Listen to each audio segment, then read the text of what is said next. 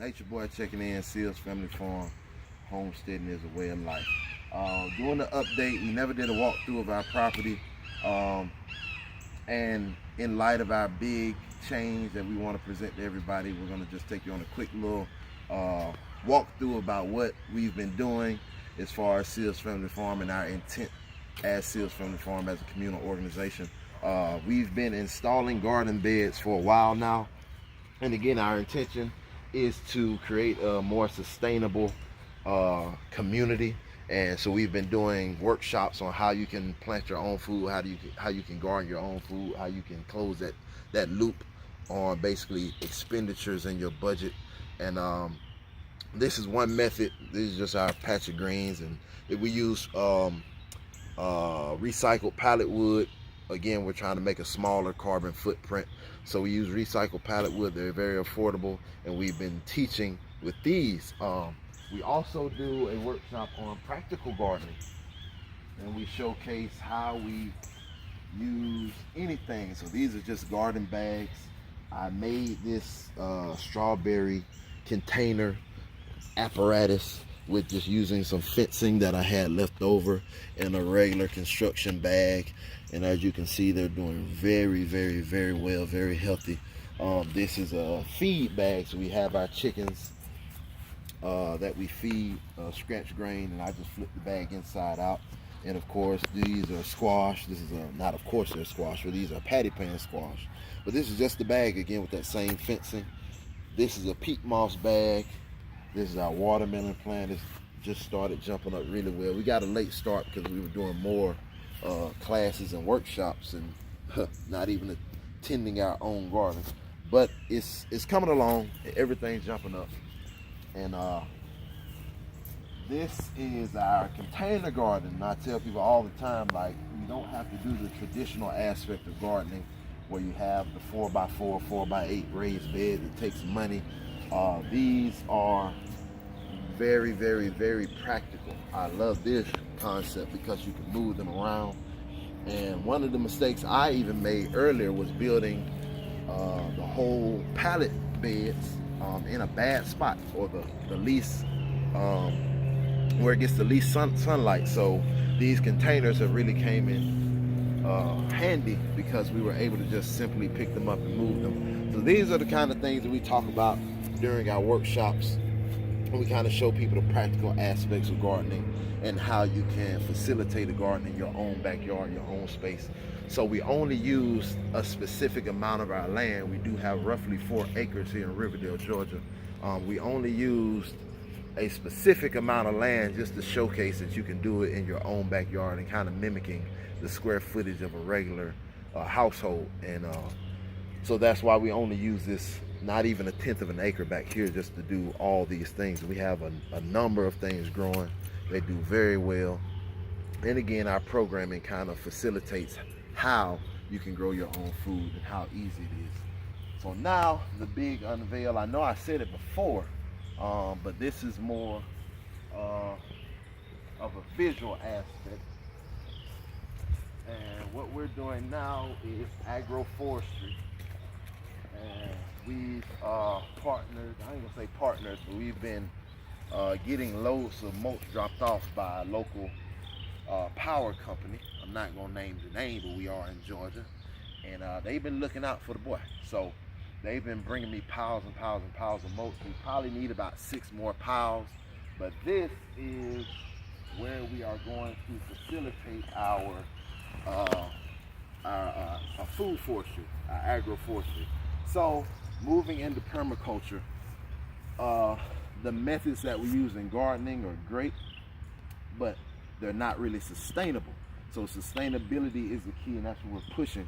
So we moved into agroforestry, which is a process of using your 7 layers of the forest in its natural state. You got your canopy, your sub canopy, your climbers, your root vegetables, and then you have your bushes. And so basically they all serve a very specific part in the forest and the makeup of the forest and why the forest doesn't go bare, it feeds itself. Come on out. So the forest feeds itself in that magnificent way, the way it's designed. So we try to mimic that design. And this is just mulch that we're gonna layer onto the ground. We're gonna spread this whole mulch out. So this mulch will be for this half, and that side of mulch, that pile of mulch will be for the other half. And we're gonna go in, you see we manufacture garden beds again out of materials that are here, natural materials, and we like to showcase that you don't have to go and spend a whole lot of money to grow food or grow things. So we're gonna basically spread this mulch out. This is where we need our volunteerism. We need a lot of help doing this. It's a lot of physical work, and we want people who are interested. All right, don't sign up if you're not really interested, because it is gonna get thick. It's gonna get muddy. It's gonna get messy. But it's a joy to even learn the process or proceeds that involve agroforestry. And again, it's just to empower the community to kind of grow their own food. So what we're asking for at Seals Family Farm are donations. Anybody who wants to donate, look up agroforestry if you want to, food forestry, and it's a beautiful makeup of plants.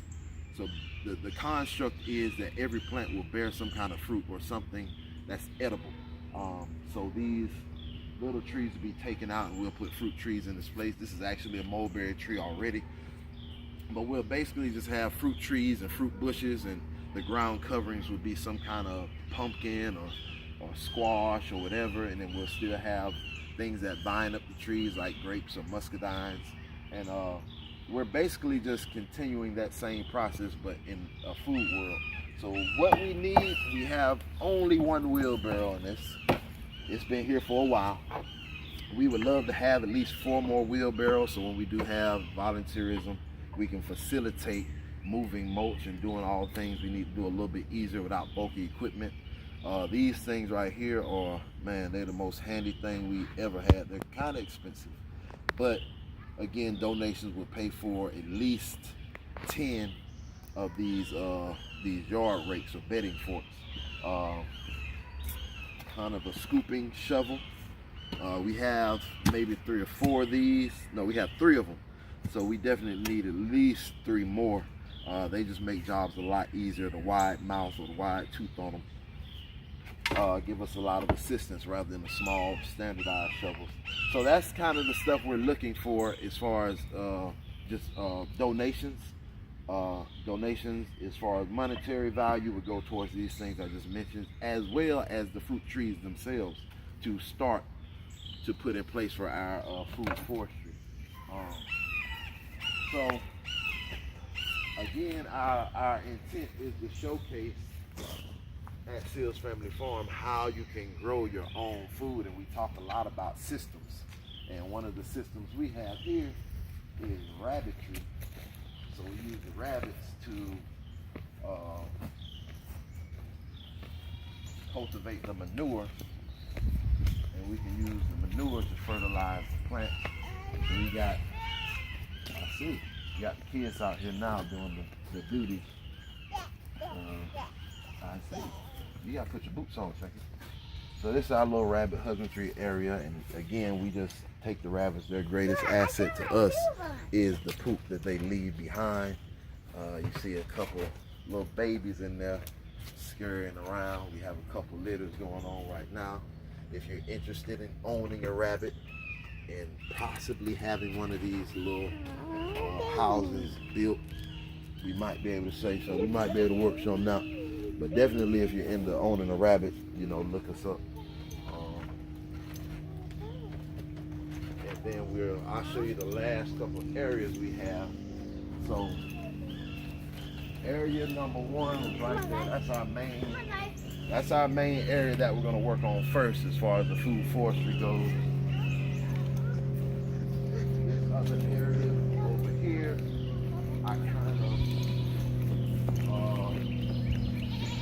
kind of spoke about it in the video already, and basically this area has already been grown up. The whole method behind that, or the reason why we grew it up, is kind of extract all the nutrients from the ground level that we can't get to. 4 feet under, 6 feet under, these plants pull it up, and they pull it up to their leaves, and when they fall over, that nutrients is then available to the topsoil layer. So this is an amendment process that you can do naturally. Again, we talk about that in agroforestry, and this is what nature does on its own without anybody telling it to. This is just what happens. So this is our second area of the food forest. This is going to be our tropical zone. This area, it has a lot more open light that comes in from this side. So this will be our tropical area. We're trying to get banana trees, mango, any kind of hot pepper, something that revolves around the tropics and needs a lot of light. We might be building something to even increase the heat or elongate the heat. So we don't know yet, but this is what we're working on too as well. Then we have this little area, this little patch we're gonna make into another third food forest. It's a really small one.